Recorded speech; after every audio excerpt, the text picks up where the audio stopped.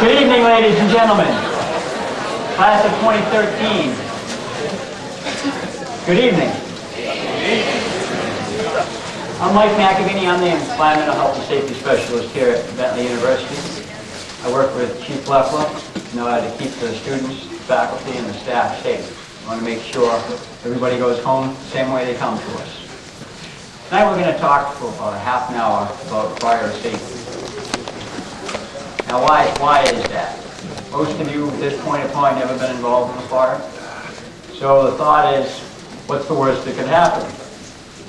Right? This young fella was thinking the same thing.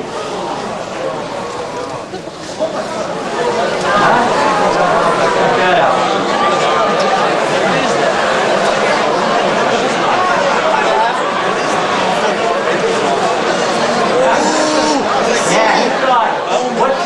That could happen. What's that have to do with fire? He's okay. He's okay.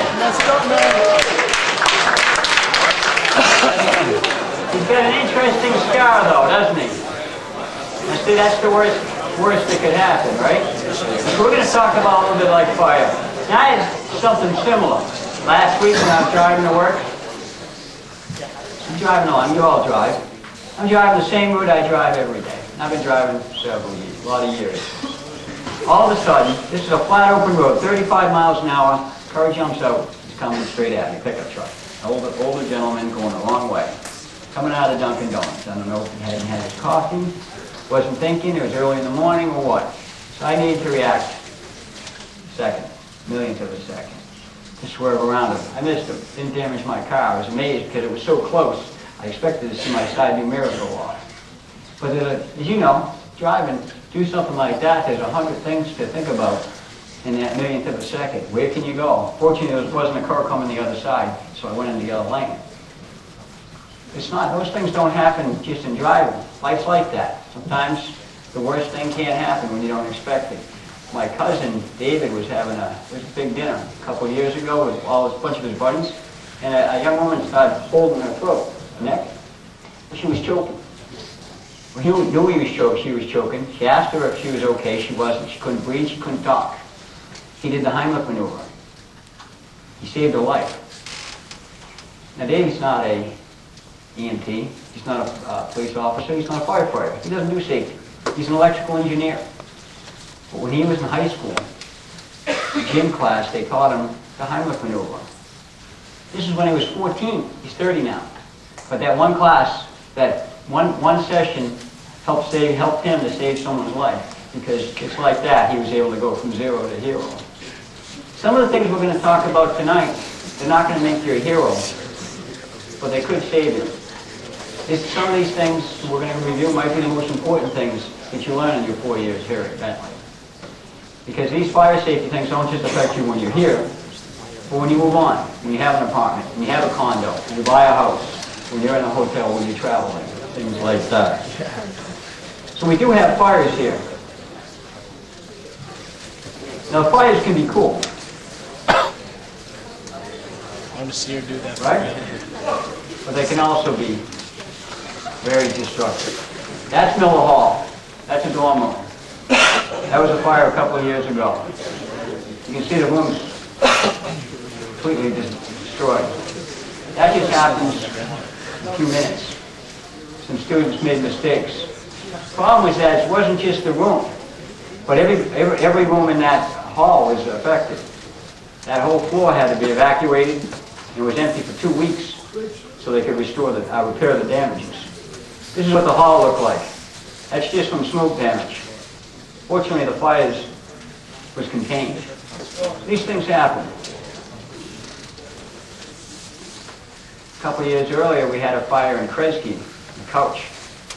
A student went out with some friends, had a good time, came back late at night, early in the morning, laid down on the couch, smoked a cigarette, fell asleep. Couch caught on fire, the room caught on fire. He didn't wake up until the room was completely engulfed. Couldn't get out the door because of the flames. He had to break a window and climb out. Fortunately, he survived. Unfortunately, he was burned over 70% of his body. Now, have anybody ever burned the tip of their finger, on a cigarette, a match, the stove? Of course you have. Everybody has.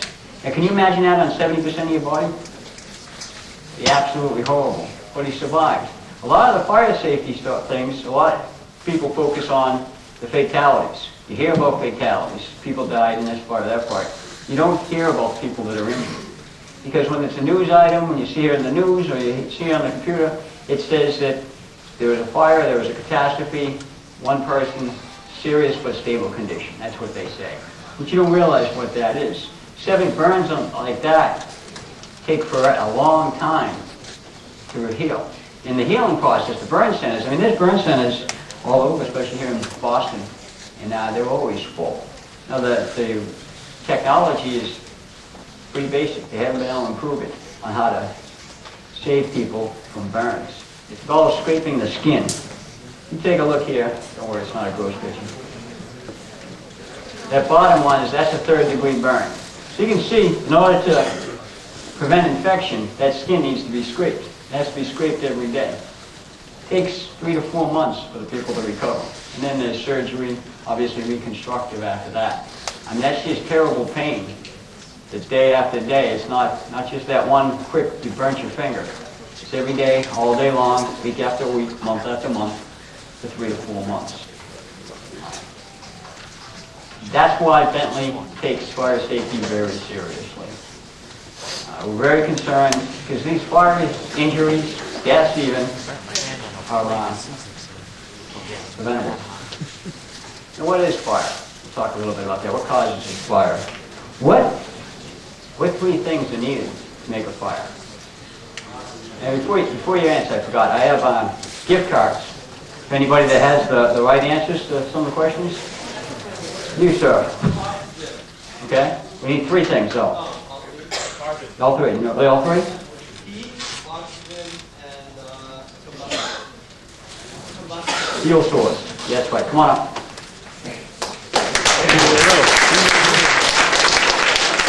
What's your name? I was going to say a stupid person, a match. Good job. And something flammable. Yay. There it is. Oxygen, heat, fuel. Those 3 things in combination make fire. If we remove any one of those, the fire stops. There's no fire. The biggest thing is the fuel and the heat. The oxygen's around all the time. We can't remove that. But we can remove the fuel or the heat source. Now, paper makes a great fuel. Now, has anybody ever heard their parents or somebody else's parents say, your room is a fire trap? You people? That's the source. That's the pit. Too much paper, too much combustible materials. Now, let's do a little bit of chemistry about the fire. Now, when things burn, different materials are more flammable than others. It means they have a lower flash point. So gasoline has a flash point of -40. If it's 40 degrees below zero, gasoline will still burn. As compared with diesel fuel needs to be 100 degrees Fahrenheit. So if you have a diesel vehicle, a Mercedes, Saab, or an older truck, you have to plug it in the wintertime because it needs that heat. And there's also a heater in the engine to heat that diesel so that you can get the engine to start so that it'll burn. Now, paper. What's the flash point of paper? Anybody know? Right there in the back center. 451. That is correct. 451 degrees Fahrenheit. How'd you like that? Come on down. Yes. Yeah. Yay!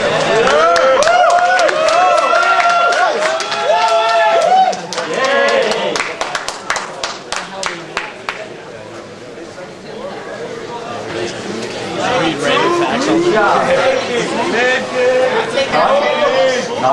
How do you know the paper burns at 451 degrees Fahrenheit? That's right. You know the author? No, I don't. All right. Good job, though. Big Bradbury. Fahrenheit 451. Probably heard of that, maybe.